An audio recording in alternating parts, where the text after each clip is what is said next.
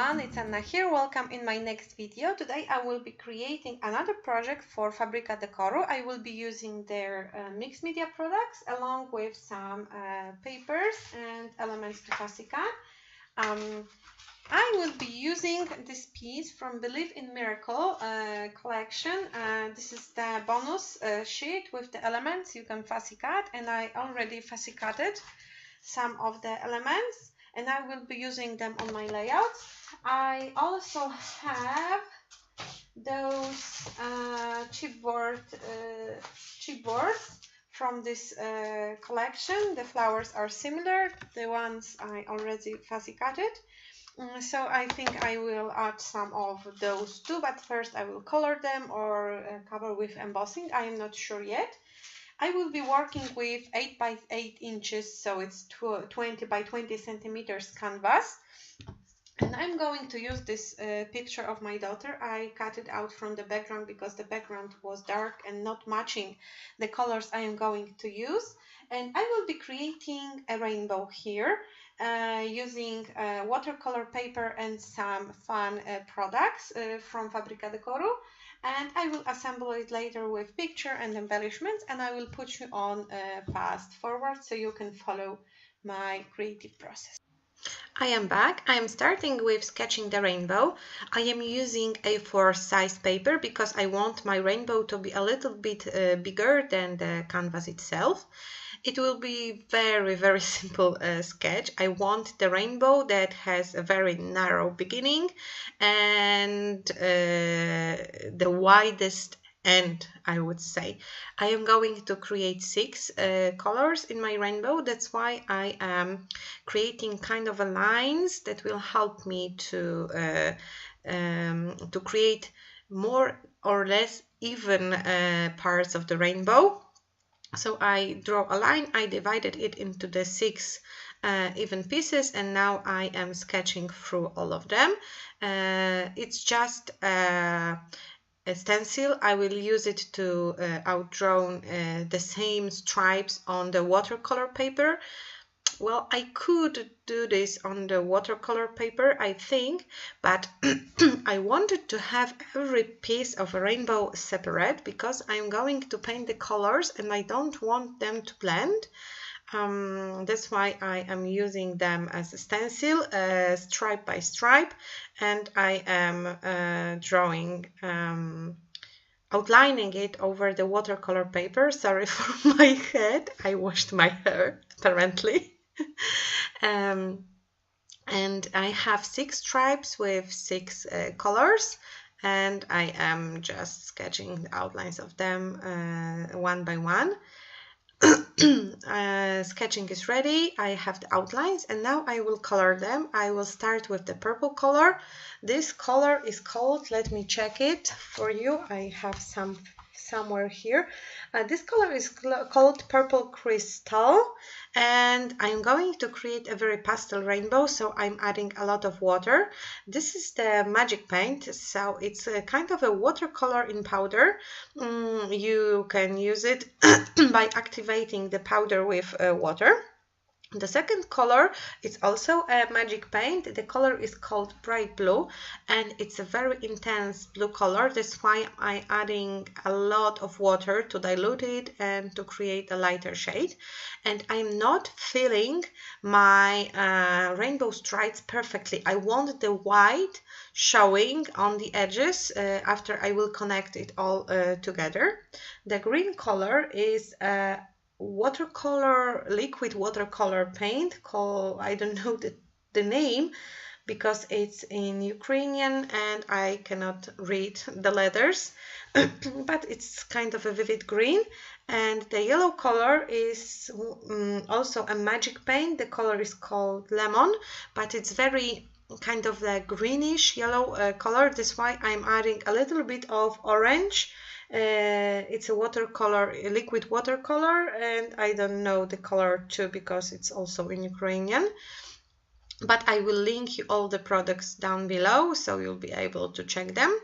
And another color is the orange one. So once again, I'm using liquid watercolor and diluting it with a lot of water because I don't want the intense colors.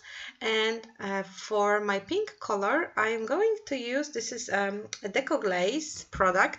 It's not a watercolor, it dries with this shiny surface, but I'm diluting it with a lot of water, so I'm hoping it will look like a watercolor. It's always fun to experiment with what you have and try to create with what you have without buying too much stuff. You can also mix colors to create new shades. This is easy, and it can spread your mixed media products to the very wide range. My watercolors are drying and I'm applying a paint. It's called shimmer paint, Shabby Rose, to my surface. It's basically just a pink glitter in this transparent liquid. So when you cover the surface and it will dry, you will only have this pretty glitter, and it sticks really well. It doesn't fall out. It's a really nice kind of a paint if you like to add shimmer to your projects. And after it's dry, and you have to be sure it's dry because otherwise the stencil will stick to the surface, you can apply texture paste through the stencil. And I am creating kind of a night sky, you know, this kind of a galaxy paint. That's why I am using stars. I don't remember where is the stencil from. And once again, I left it to dry, and the texture paste has to be really, really dry because it will dilute with water and create a nasty, nasty splatters. You can use the heat gun to speed the process, of course, but you have to be careful not heating the texture paste too much because it will otherwise create kind of a bubbles. Sorry, I didn't speak today yet. And I am creating a night sky, and I am using two of the magic paints I used to paint my rainbow. One color is called Purple Crystal, and the second color is called Indigo. And after I applied the colors to the surface, I left it to dry, not using a heat gun, so it creates those smooth edges, not those sharp edges between colors. And now I am assembling my rainbow. I took a piece of cardboard and I applied a glue over it, and now as you can see I'm trying to connect the stripes once again. You can probably ask why I cut them into stripes at the first place, because you know now I'm trying to connect them. I think it will add a little bit of the texture for the rainbow. It won't be that flat when you glue it down to the project, and I will add more texture, more cardboard stripes to connect it better, but still it won't be connected in every part, so it can move a little bit and create kind of a movement, I would say, texture. Hard to explain it why I did it. I just thought it will look better. And now I'm trimming the texture. I will also add another layers, not texture, cardboard. I will also add more layers of the cardboard to create more dimensional project. And I think I added 4 layers for the rainbow, and now I am adding the same cardboard for the picture. If you watch my videos, you know that I use cardboard instead of 3D foam squares or craft foam or whatever you like to add dimension. It's cheap, and you can cut it into any shape you want. That's why I like it. And I have four layers of cardboard beneath my rainbow, and I have another 4 layers beneath my picture, so it's 8 layers in total when it comes to the thickness of the project. And I have to add this tiny bit of cardboard on the lower part of the picture, because otherwise it will just fall out and it won't be easy to glue it to the project. You have to level the levels. Sorry. I hope you understand what I'm saying. And now I am playing with embellishment. It's time for the fun part. I have those pieces from the collection I previously showed you, and I fussy cut many of them. I will also use chipboard. I will glue them down using 3D foam squares to add more dimension. This is something what I love, especially with the projects that don't have to go into albums. You can go crazy with layers, and I think it looks even better with more layers when it's hanging on the wall. It creates shadows, so it's really like better to look at, I would say. And don't forget to use a very strong adhesive, because when you use let's say 3D foam squares, they tend to unglue when they are hung on the wall. So I usually use hot glue. It works the best and it glue fast, so you don't have to wait ages between gluing down the layers. Before I will start adding more embellishments, I glued down the rainbow and one of the castles.